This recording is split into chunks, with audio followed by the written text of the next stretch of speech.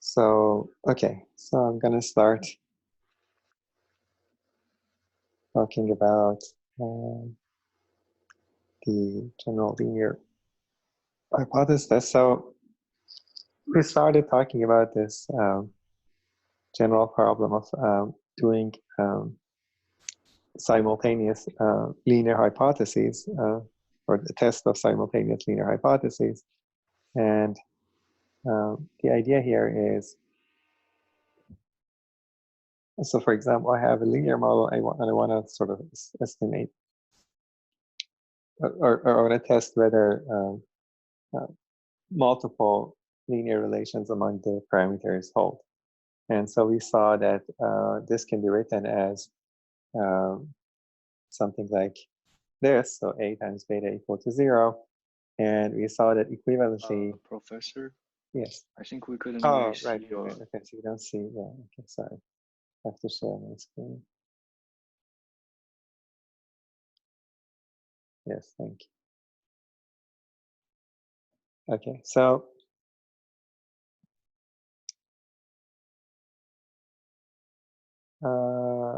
right, so we have this general linear hypothesis test, and suppose we have, yeah, so this is what I was saying, is that you have multiple linear constraints, and you can write this in terms of a linear system of equations like that.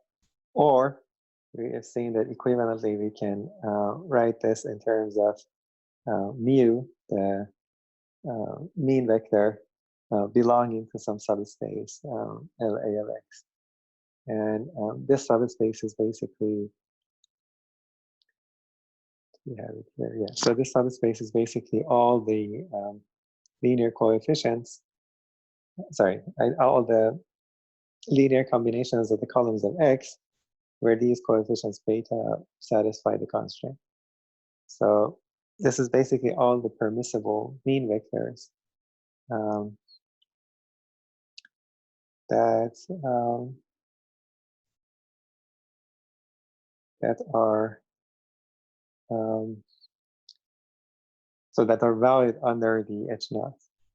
Okay, so so let's say go back to the geometric picture. So what we have here is under so you have let's say y is equal to x beta plus epsilon. This is mu. So you would assume that, for example, mu is either in L of x generally. So that could be mu. It's really bad mu, but just don't want to miss this picture. So, for example, mu could be something like this, and then plus epsilon, the noise, would give you y. And so when you do regression, without any constraints, with just the linear model, you're going to project onto this. So if I project y onto L of x, which is also the image of x, so remember this is the image of x, what I would get is this mu hat. Okay, so I get this mu hat. That's my vector fitted values, and it's also related to so mu hat is going to be x beta hat. Okay, and if I assume that the mean vector is on L of x, so it could be that we are under the null, the mean would be somewhere here, and then plus noise would give me that. So that would be the assumption that the null hypothesis is true. Then it makes sense to project instead onto this line, and that would give me mu hat A, and then I also get the residual EA, and so I would have mu hat A would be x beta hat A. So that's when I fit the regression with the restrictions. Okay, so if I fit the regression model with the restrictions, I get beta hat A. and I get the fitted values mu hat A. And if I fit the original model, I get beta hat, and the fitted value is mu hat, and then I can compare the two. And if I compare the two, I would get some sort of a test, as we'll discuss. So the key point is I would look at this difference, which is the difference between mu hat A and mu hat, or equivalently the difference between the two residuals, E, A, and E. So E is the residual the residual vector for the restricted model, and E is the residual vector for the full model. Okay.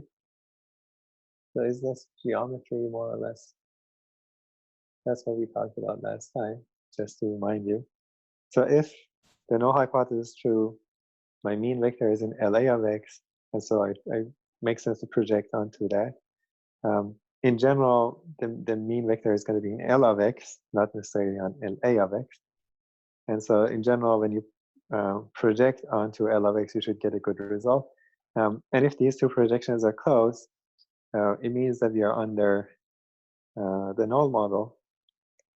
And I argued this, for example, here, if you go back, if there's no noise, you can see why they should be the same under the null. When we have noise, they're not going to be exactly the same. But basically, we can look at this in error and then compare it to some baseline and see whether we should reject the null or not. And based on this figure, we saw multiple, let's say, Pythagorean type theorems. So this is also mu hat A minus mu, or sorry, mu hat minus. So from the figure, we see that mu hat minus mu hat A is, or something like this. So mu hat minus mu hat A, the norm squared plus the norm of E squared is equal to the norm of EA squared. And so the norm of EA squared is called the SSE of the restricted model. Norm of EA squared is the SSE of the full model, and that extra term is the additional sum of squares. It's called the additional sum of squares. Okay, so this identity you can also prove using these two facts, that E should be orthogonal to this subspace and EA should be orthogonal to this subspace. Okay, that's the properties of projection. So using this, you can expand this expression and prove this directly. But geometrically, it's also more or less clear from the figure. So we have that this is equal to the sum of these two, and these two pieces are orthogonal. So you would get the Pythagorean theorem. Okay. So any question about this? Is the geometry more or less clear?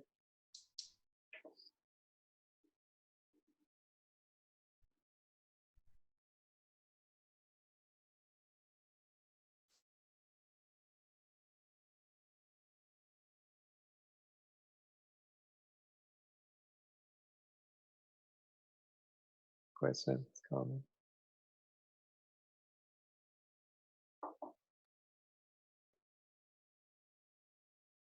Okay, so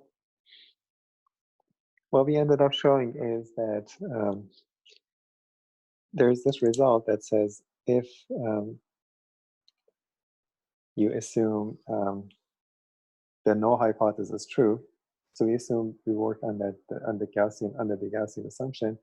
So if the null hypothesis is true, equivalently if this mu belongs to A of X, then this additional sum of squares divided by sigma squared, it has chi squared with q degrees of freedom. And the other one, the other assertion is that this additional sum of squares is independent of the SSE for the full model.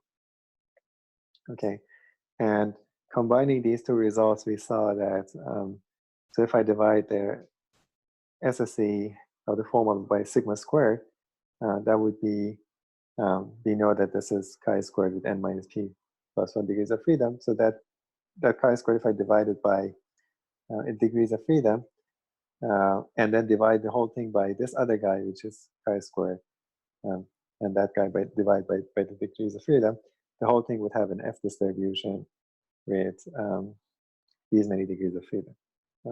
That's part of the definition, and the fact that these two pieces are independent. So you have two independent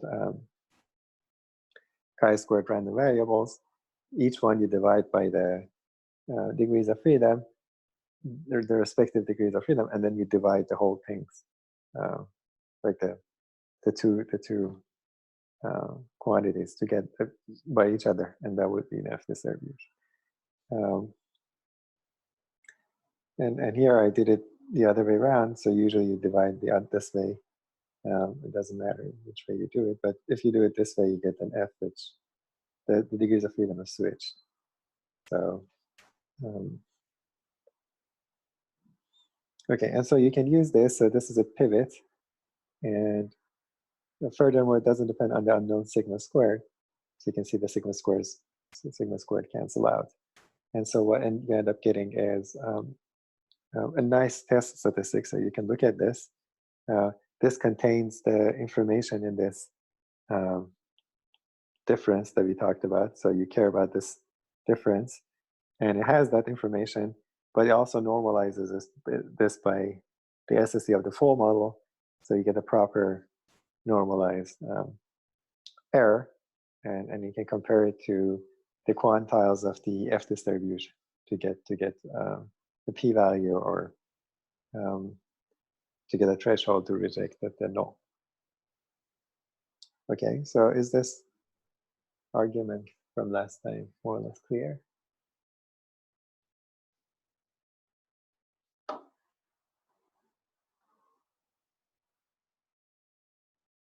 Hi, but I got a question. Yes. So is it possible that the kernel of A is not inside the image of X? So the kernel of A has nothing to do with the image of X. So image of X is a subset of Rn. Kernel of A is a subset of Rp plus 1, right? Right. So you're not saying that, so this guy, I'm not saying that this guy is the intersection of this and the kernel of A, so that you worry that whether they have an intersection. This doesn't make sense, because so the image of X is a subset of Rn. Kernel of A is a subset of Rp plus 1. So these are the set of vectors beta such that A beta is 0, and beta has p plus 1 dimensional. Yeah, I see. Right, so what this is saying is that this A of X is defined as the set of X beta such that beta is in the kernel of A. That you can always do. So the image itself is defined as any X, like the collection of all vectors that can be written as X beta. This new subspace is defined as the collection of vectors that can be written as X beta, but beta can be anything. Beta has to belong to the kernel of A. Oh, so LX is about mu hat, and LAX is the restriction on beta, so they're from different space. Yeah, so A of X is the space on which the mu itself lies, right? And mu hat will also, yeah. So the question is that whether we have more restrictions on that mu or not. So, so let me give you maybe an example, maybe it becomes more clear. So how should we do it? Let's see if I can do it here. Okay. That's work.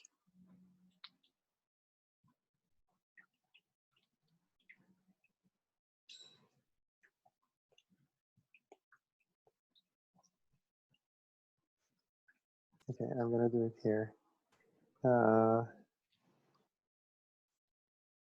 Okay, so suppose X is example.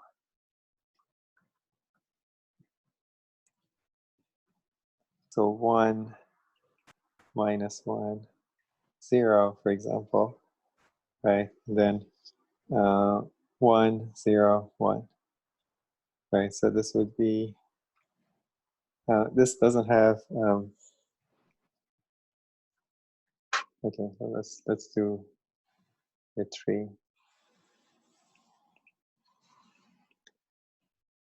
So usually you'd have this additional, that would be the columns of all ones. So you can say this would be x0, x1, x2. So p would be 2, p plus 1 would be 3.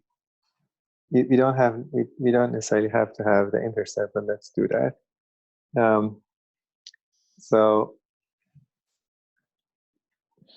okay, so let's do maybe a little bit more. This is going to be, yeah, the problem is that I can't plot. So this is not a good example. So in this case, n is also, okay. I'm going to escape the intercept. Okay, so this is going to be, hopefully people understand. So you don't necessarily have to have the intercept. So here, well, let's just say, okay, let's do this. I would have 1, 1, 1, and this. So this would be 0, this would be 1. So that's my x.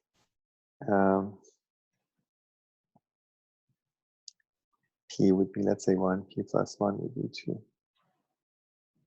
Okay. So what is the image of x? It's the set of all x betas such that beta belongs to R2. Okay. Or it's like 1, 1. I'm going to write it as beta 0. So beta, right? Beta is beta 0, beta 1, plus 1, 0, 1, beta 1, such that beta 0 and beta 1 are in R. Okay. So what is this space? It's R3. Is it? Can I get any vector in R3? Oh no, it's not. It's a subspace of R3. Right. So how can we express that? Just span 1, 1 and 1, 0, 1. Span of? Span of the column vector of x.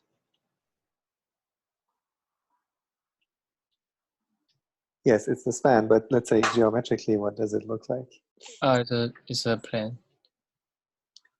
Right. So which plane? X, Y, Z. So I can always so the image of, so I can always, let's say, subtract these vectors. So if you remember, so you could do you can do what they're called elementary operations on the column. So I can subtract one column from the other, I get the same image. So for example, if I subtract this column from this column, this is also the same as would be the same as image of this matrix 0, 1, 0, 1, 0, 1, or it would be the same as the span of these two vectors, 0, 1, 0, and 1, 0, 1. Okay, 0, 1, 0 is this guy, and 1, 0, 1 is this guy. Okay, so it's going to be the subspace, which is spanned by these two vectors. Okay, so how should we do it? I'm not sure if I can plot it, but we will do something like this. It's hard for me to plot. So do you see that there's going to be the span of these, so it's going to be a hyperplane. Yeah. See if I can plot. This.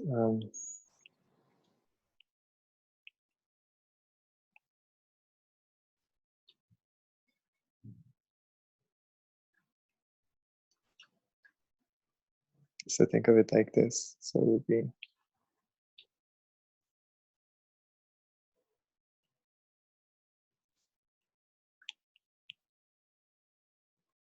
really hard to plot.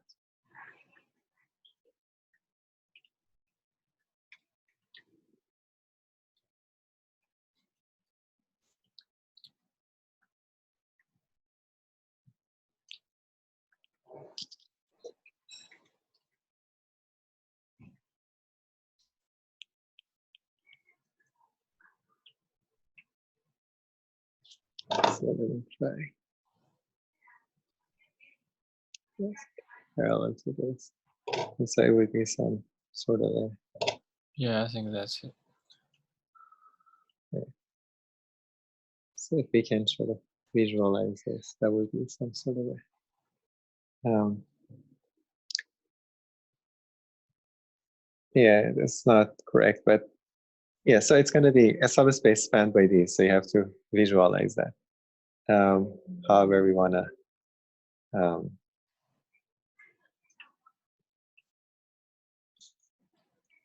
yeah, should probably do this. They're very hard to visualize, but it's not aligned with one of the x-axis or y-axis. So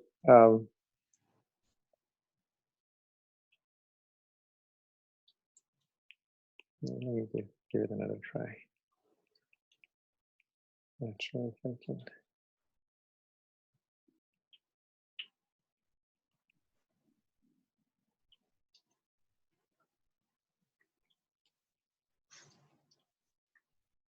I could have done it on a board, but it's a little bit.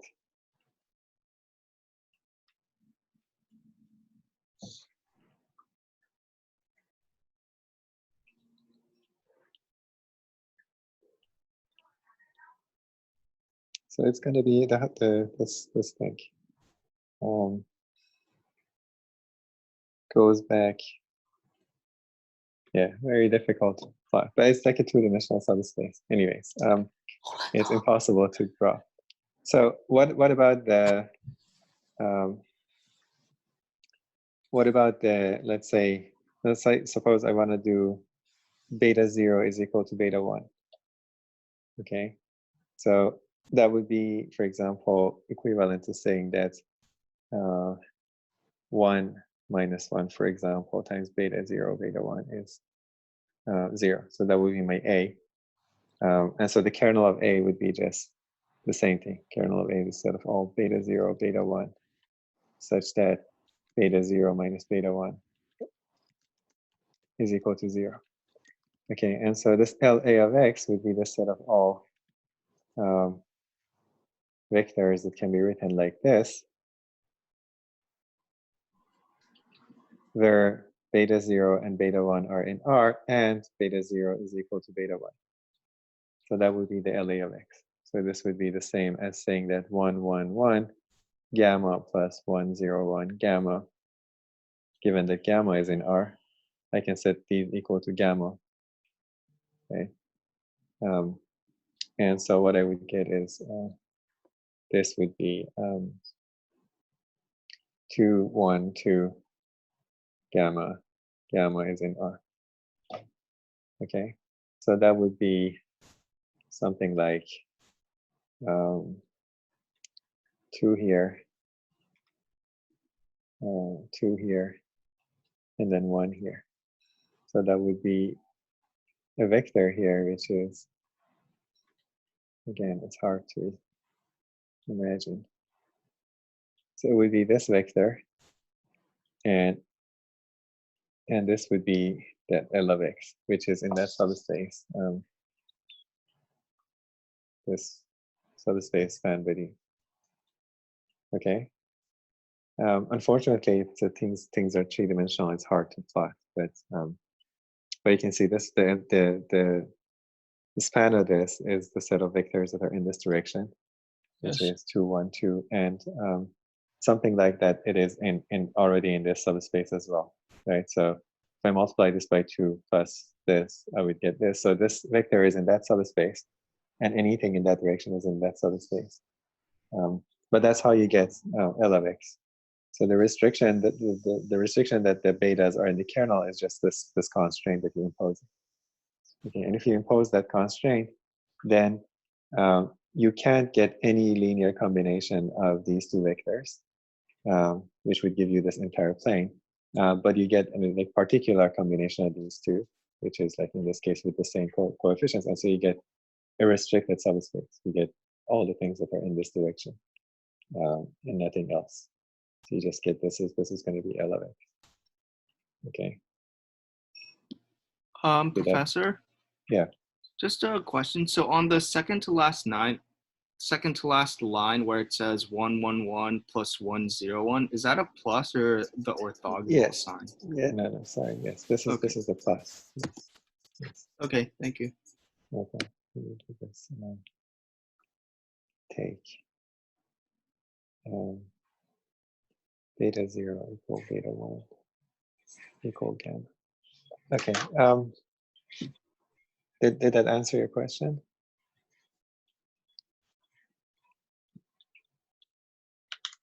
Oh, yeah. Thanks. Right. Okay. So, so let's move on. Any other questions? So this was what we talked about last time, and so the result is summarized in this corollary here, that if you form this so-called F statistic, which is the additional sum of squares, which is this guy, divided by its degrees of freedom, and then the SSD for the full model divided by its degrees of freedom, then the result is an F distribution with Qn and minus P minus 1 degrees of freedom. And then we can use this to do the hypothesis. And it's important to remember that this is under the null hypothesis. So this is assuming that the constraints on beta are true, or equivalently that the mean vector is in LAX.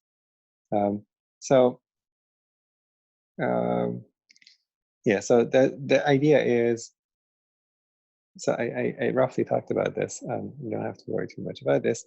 The idea is, let's say, do an example. It becomes clear how to perform this. So the idea was this example oral contraceptive experiment in your book. And so you have 5 drugs, let's say, and you care about their effects on the cholesterol level, like HDL, high density, good cholesterol, let's say. And so what you do is you give these 5 drugs to different groups of people, and then you measure their cholesterol level or HDL level before and after giving the drug. So in some intervals before and after. So the initial HDL reading is, let's say, ZI for subject I. And we also record using an indicator variable, which means that the variable takes value 0, 1, whether the ith subject took drug J or not. Okay, so if so Xij is 1 if subject I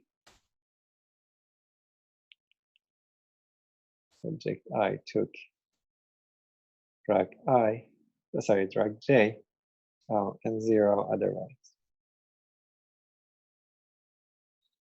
Okay, and using this information, I can set up a regression problem.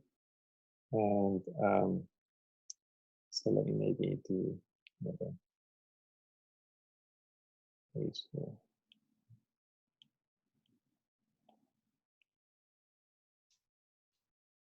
Okay, so this goes back up. Let's see example setup. So suppose take this. So that's this, and then Zi is initial HDL level.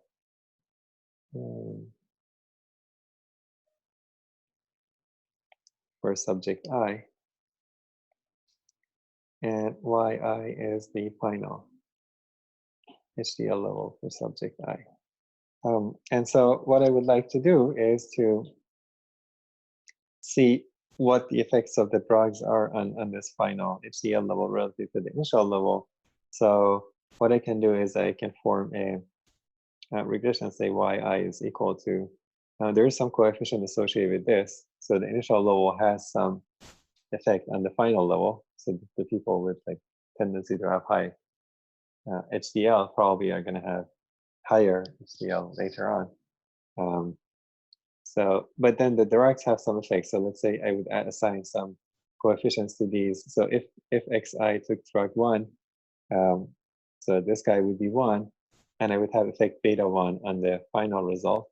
And if they took drug 2, I would have this. So I get a beta 2 here, and then beta, let's say 5, xi 5, and then some ones. And then the way that the experiment is designed is, let's say,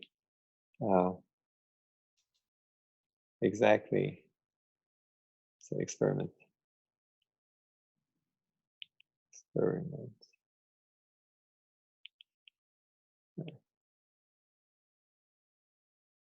design gives us that exactly one of these variables is 1 for each subject. Okay, and the one that's let's say 1 would contribute, for example, if xi2 is on or active 1, then this whole summation would contribute beta 2 to the final result. So that way I can measure, for example, I can say beta 2 measures the effect of, so beta j measures the effect of drug j on HDL above, let's say, the effect, or let's say,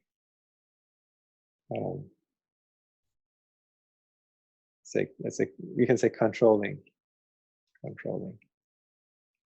for the initial HDL level. So I already put this, sometimes they say control for this. It's not accurate, but so you already throw this in, and whatever extra effect that this brings is beyond the effect of the initial cholesterol level. So if only the final, if let's say this final cholesterol level is like perfectly explainable by the initial cholesterol level, then this alpha would pick up all the variation, and all these things would be 0, so the drugs wouldn't have any effect. But even if these betas are significant, it means that even though I accounted for the initial HDL level, there is still more to the story. These drugs have some extra effect beyond that on the final level, and so that way I can sort of make a fairly convincing argument that drugs have effect. So if I don't include this, then people would complain that maybe just the guys that have higher cholesterol level, maybe the final level, the guys that have higher final cholesterol level, they might have had high cholesterol level initially. So that might explain why you see the differences. Once you take that into account, that variation is picked up by this coefficient. Whatever variation is left and is picked up by these, so you can attribute the effect of the drugs. Okay, does that make sense?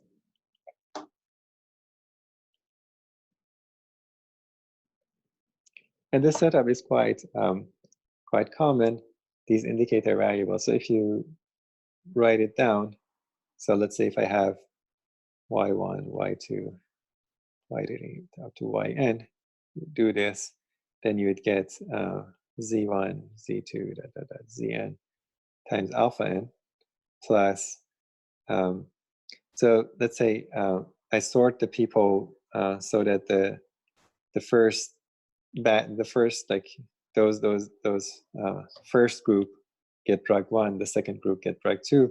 So what I would get is that for all these people, I have 1 here up to a certain point. So let's do this. 1 up to a certain point, and then 0s elsewhere. So these guys got these batch of guys got the first drug. So this times beta 1 plus, and then I get 0s here up to this point, and then 1, 1, so on, and then 0s elsewhere. More 0s here,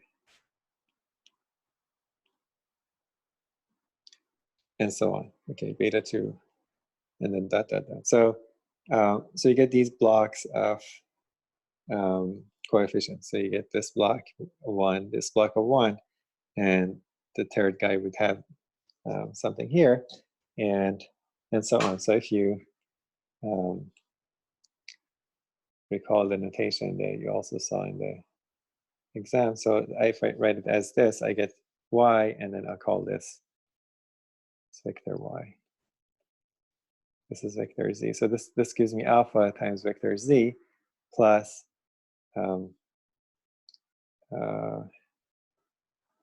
this guy, which I can write as 1 of, let's say, n1. This is like the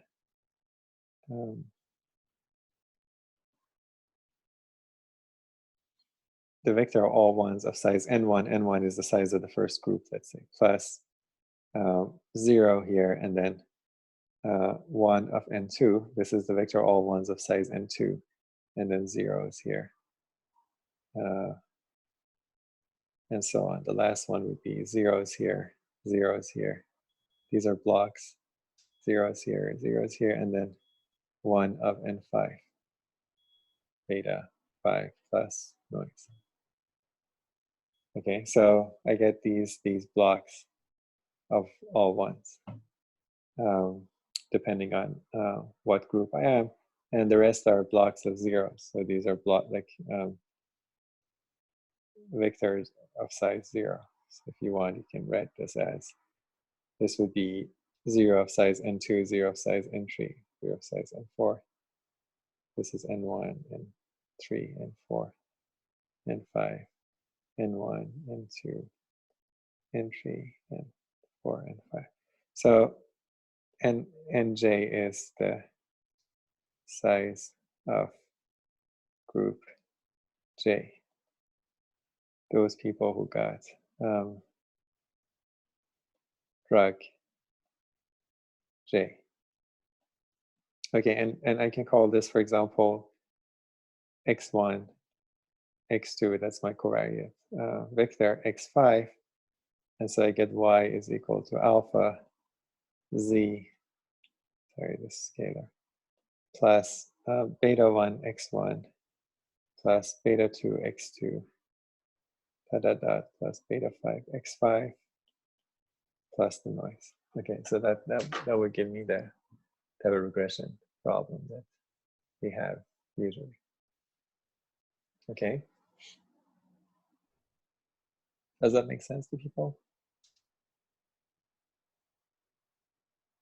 Questions?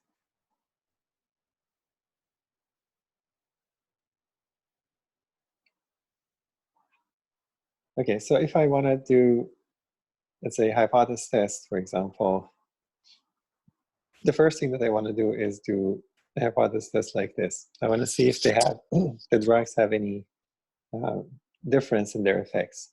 So we can test problem test this hypothesis. Beta 1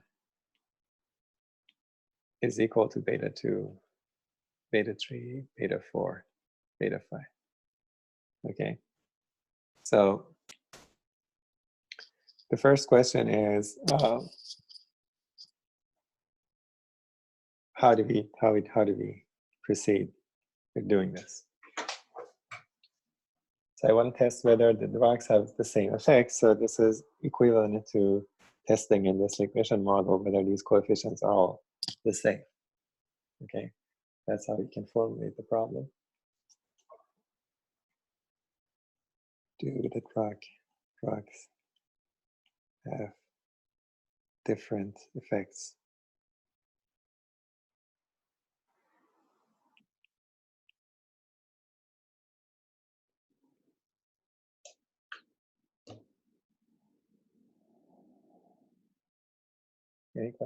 Any comments or ideas how to proceed with that? I think from this equation we have around 4 restrictions. Yes, we have 4 restrictions. That's a good point. So 4 restrictions. Well, let's say 4 linearly Right. independent restrictions. So that would give you Q. Okay, so Q would be 4. Okay, so then what? Then we convert the 4 restrictions into a matrix A. Yes, we can do that. Yeah, for example, I'm doing it here, although it's not necessary, but for example, you could do it like this. Okay, so if you write, so our parameter here is going to be, this is going to be our beta.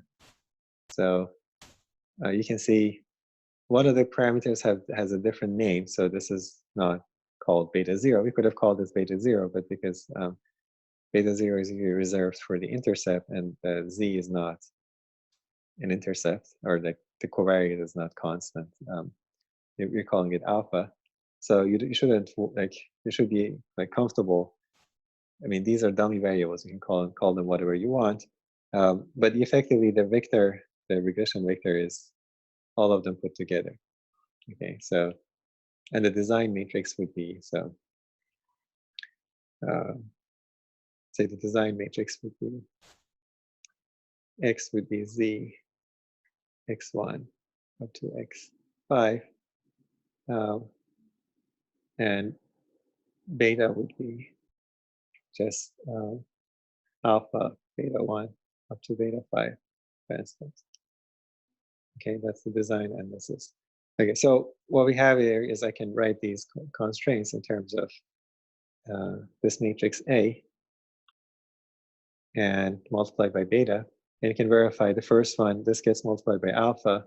So the first equation, for example, this line, this gets multiplied by this, gives me that. So this is equivalent to saying that alpha minus beta 1 is equal to 0.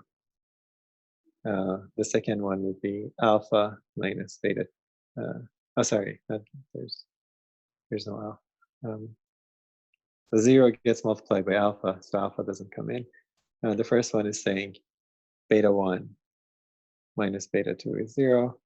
The second one is saying beta 1 minus beta 3 is equal to 0, right? So this gets multiplied by beta 1, and this gets multiplied by beta 3, and so on. So beta 1 minus beta 4 go to 0. Yeah, one of them is extra, so this is not correct. So this should be 0. This should be 4. So it's like 4 by 5. Or sorry, 4 by 6, and this side has to have like maybe 4 by 1. There are two extra things here. So beta 1 minus beta 2 equals to 0. Beta 1 minus beta 3 is equal to 0. So let me do this. Beta 1 minus beta 2 is equal to 0. Beta 1 minus beta 3. Beta 1 minus beta 4 is equal to 0. And beta 1 minus beta 5 is equal to 0. You could have written it differently. You could have gotten a different matrix, but you can easily verify that this matrix has full row rank, which is 4. Okay, so we have written it that way, although it's not necessary, as you'll see. But What is next? What should we do next?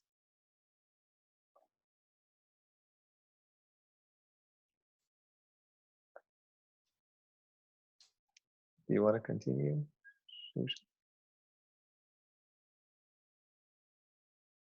You were talking about the problem. Do you want to continue? Shushin, are you there? What is the next step?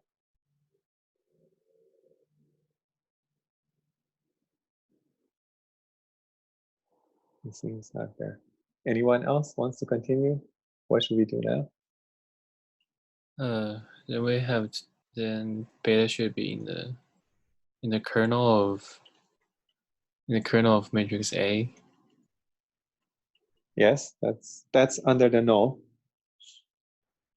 We don't know the beta, right? So you just want to test whether the true beta is in the kernel of A.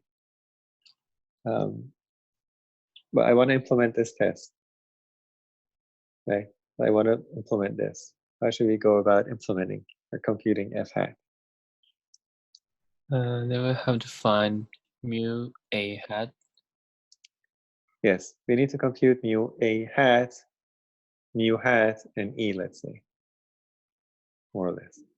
Yes. Right? Okay, so how do we compute these? So how do we compute mu hat and E? The easier part first. Just find MLE. Can you say it like in a simpler format? We already did all this. We have computed the MLE. So Right. So we have the formula for mu hat. yes, you just fit this regression model. So you get beta hat using the least squares estimate, and you get mu hat, the fitted values, and you get the residual vector. So you already know how to compute the mu hat and E. So you fit the regression, you get mu hat, and you also get E, right? Yes. So that should be easy. So the question now is, how should we get mu hat A? That's the tricky part.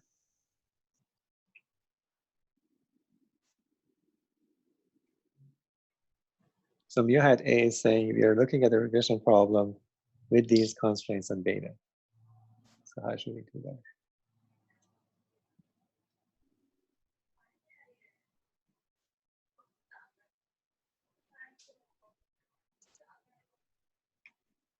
So I'm going to help you out. So let's say go ahead. I see. So since we have some restriction on beta, then the space where we need to find optimization is a subspace of the image of X. Yeah.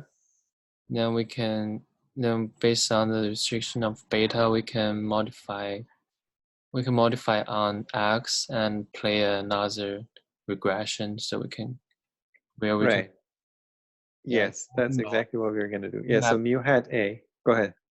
Then we can map our Y onto that modified X. Then we got mu A hat. Right. So, okay, so under the null, I have this constraint. And in this case, I can actually call them all gamma because they're the same. I'm going to call them gamma. And then what happens is that I'm going to look at the regression model. I just replace these betas with gamma. Okay, that will give me a new regression model, as was pointed out. Right. Okay. And if you look at this, this is just equal to alpha z plus gamma and the sum of these covariates. Okay, this is our new regression model. I can fit this model using the least squares. I get estimates of alpha and gamma, and then I also get the fitted values. Okay, so before doing that, what is this summation, if anyone knows? So if you look at this, x1, x2, x5, if I sum these vectors together, what do I get? 1. Yes, you'd get vector of all ones of dimension n. So this is the restricted model. So the restricted model is the restricted model, i.e. The model under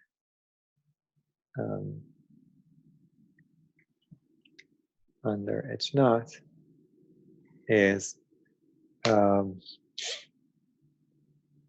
y equals alpha z plus gamma 1n plus epsilon. And this is a simple linear regression, and in fact you can interpret this as an intercept because it's multiplying equivariates of all ones, and this is going to be your genuine covariate and covariate coefficient. So you fit this model, we fit this model using least squares estimation.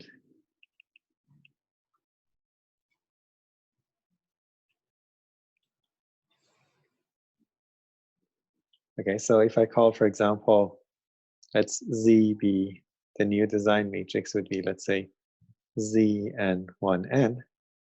Okay, if I call this, that would mean R n by 2. Then I can write this as, let's say, Z times, let's call this, I don't know, what should we call this? B plus epsilon, where B is alpha and gamma. Okay, then B hat, which is alpha hat, gamma hat, would be, what would be the formula for this estimate?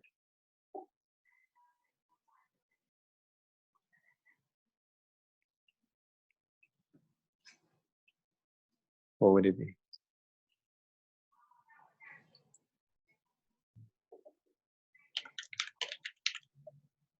If you fit this regression model, It would be Z times the inverse of Z transpose, all right? yes, it would be something like that.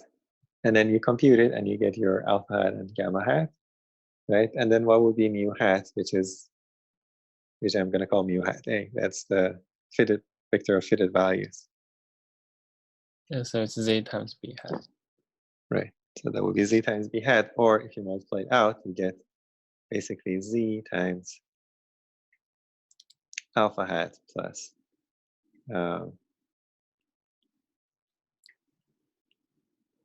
you get alpha hat Z plus gamma hat times 1. That's what you get. Right? So that's how you compute this. You already also computed.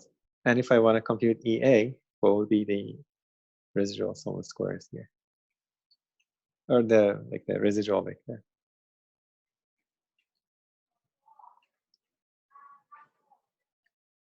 Should be Y minus mu. Mu hat A, yes. And then from this you compute, for example, you can compute this. You also know mu hat, you can compute. You can also compute mu hat minus mu hat A squared. This from fitting the full model.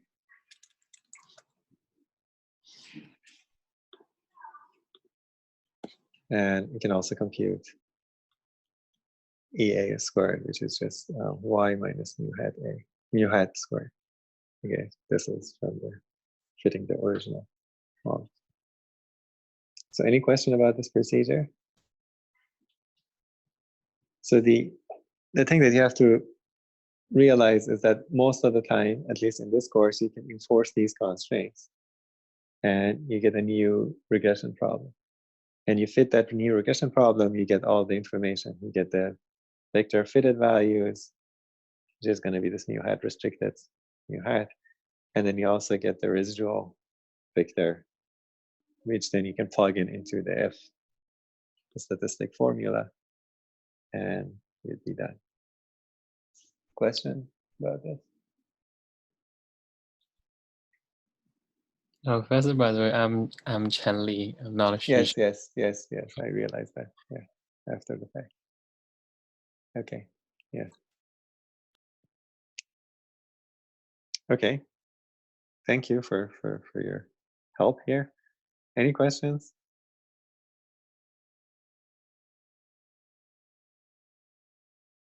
Okay. No. Okay. So that's basically so formally, let's say another way of doing it is that you can try to solve this optimization problem to get so that would be our I should have called this maybe.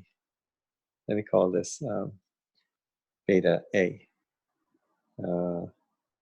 And so that would be beta A. And then this would be beta hat A.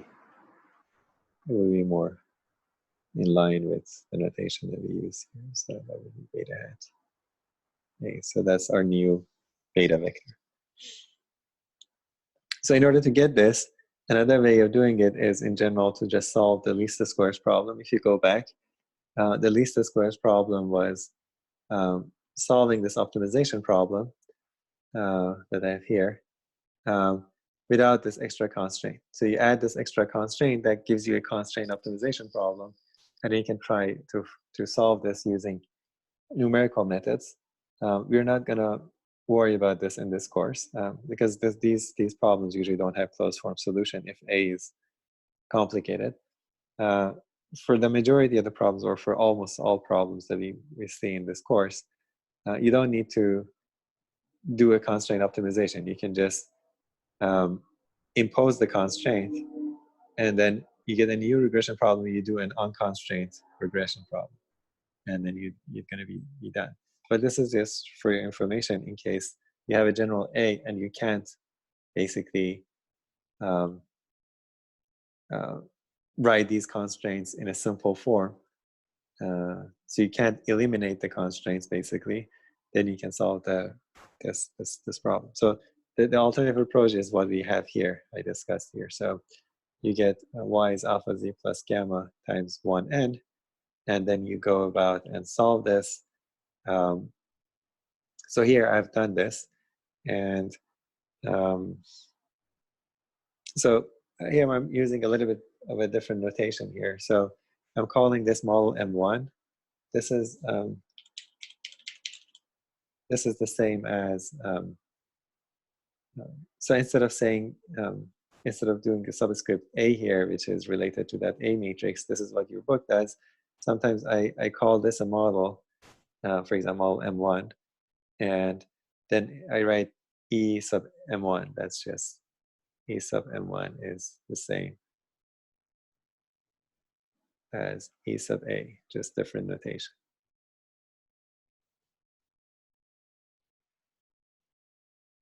It's just both are the residual vector for the restricted model, which in which case in this case is M1. Okay, so this is our restricted model. So I fit this model, I get an estimate of alpha and beta, sorry, alpha and gamma, and then I get an estimate of the mu hat, and then I get an estimate of the residual vector. And once I fit it, and in this problem, let's say I have done it, and then I can compute the residual sum of squares. That's just basically, also you can think of it as just this.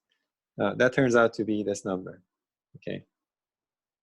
And I also fit the full model, and this will be the SSE of the full model. And we expect one of them to be bigger. Which one do we expect to be bigger? So the SSE of the restricted model or the SSE of the full model?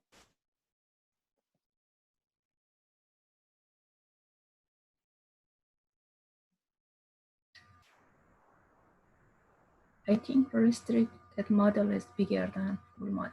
Yes, the restricted model is bigger because it has less parameters, it has less power to explain, and you can also see from the geometry here. So this vector in general is bigger than this vector. Okay, so E sub A, the residual for the restricted model is bigger. You can also see from here. So this is the sum of the two terms because the second term is not negative. E sub A norm squared is always bigger than E norm squared. So then when you do this calculation, you can do a quick check. And you can see in this case, this is bigger than this number. So you're at least not horribly wrong. You still might be wrong, but this is the first check you do. And then so this additional sum of squares, again, this is the same as mu hat A, let's say, in previous notation. That's the fitted vector for the restricted model. I'm not showing it here. You could compute this, and you can also compute this and then subtract and then square. Or if I give you just these two numbers, because you know that this additional sum of squares is the difference of the two SSEs. Again, this is from this equation here, right? I'm using this equation. So the additional sum of squares, so the additional sum of the squares is the difference between this guy and the other guy. So if I subtract these two, subtract this second guy from the first, then I get the additional sum of squares. Okay, so that's what we're doing here. I also have it here, I guess, somewhere. Yeah, so that's the same equation. So what we are doing here is computing this additional sum of squares. Additional, or sometimes called extra, I guess, extra sum of squares. Extra sum of squares. Sometimes write it as ESS. This is not a standard notation. But I subtract these two numbers and I get that the extra sum of squares is that, 427. Okay, so now there are degrees of freedom associated with every one of these sum of squares. So the degrees of freedom associated with this is n minus p plus 1. And in this problem, I guess we have n is 50. So what is p or p plus 1?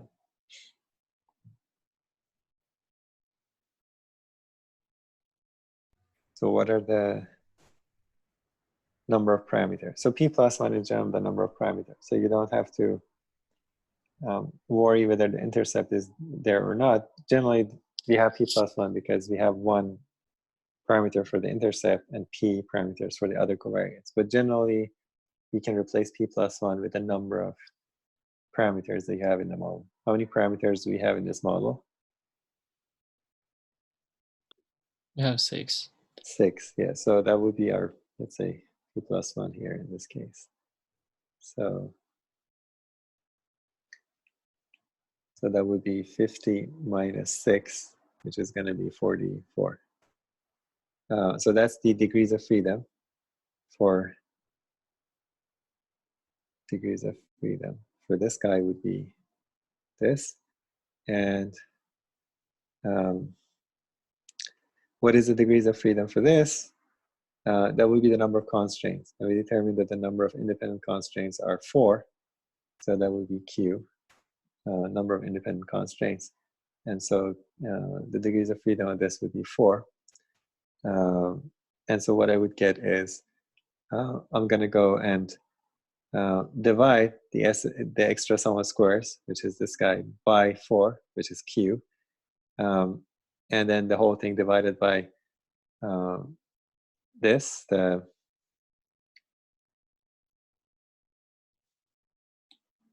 this guy, the SOC of the full model divided by its degrees of freedom, which is 44.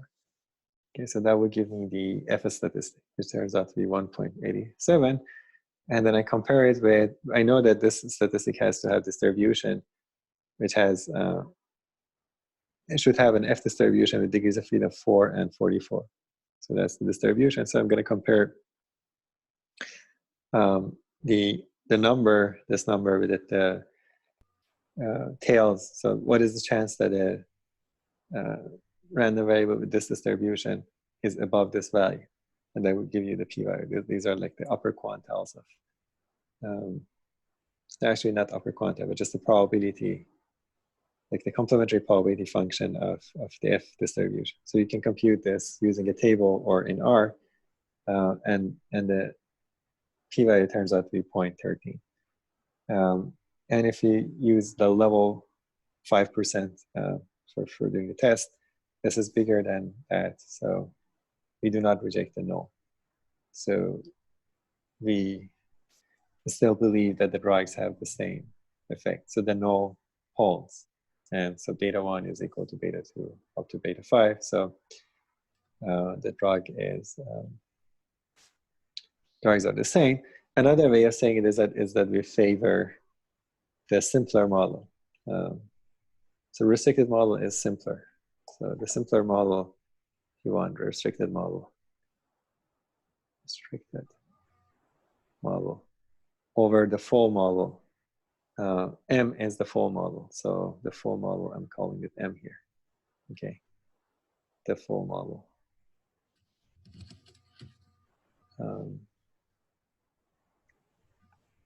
And this is the restricted model. The full model is just the regression without any constraints. The restricted model is the same regression problem with some constraints in the parameter. So this is M1 is a simpler model, whereas the more complex model is just a full model. And doing this, you can think of the F statistic as the, can think of performing the F test as comparing the two models, M1 and M. So this gives you a way to compare these two models, the two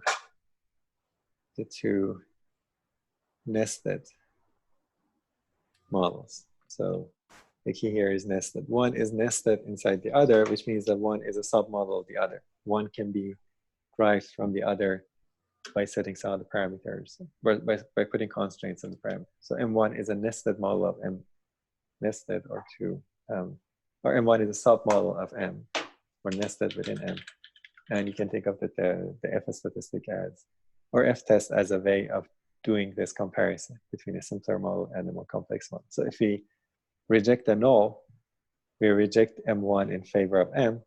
If we do not reject the null, we reject M in favor of M1. We keep M1. Okay. Questions?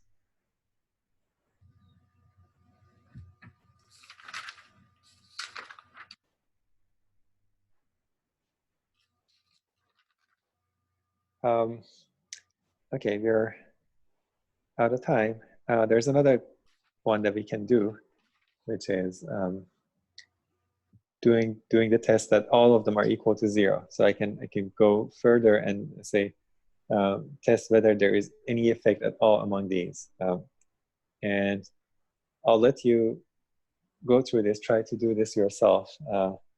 There is an example in the book. I don't have the data, unfortunately, here, but the data is in the book. You can try to do this test for yourself. Doing this test, we further restrict the restricted model that we had by also setting that gamma to 0. So if I set gamma to 0 here, I get a new model, which would be the null model of this test. So we get this M2. This is another model, which is even further restricted from M1 by setting gamma equal to 0. So this used to be gamma, now I'm setting it to 0. then I'm going to go fit this model. And it turns out that the SSE would be this number. And it's even higher. You can see it's even higher than the M1, because M2 is also further restricted from M1. And then I can compute the residual, or the difference, the additional sum of squares, which is the difference between this and the SSE of the full model. And now, how many restrictions do we have for this? What is the Q? Q for like the number of constraints. Number of constraints. How many constraints do we have?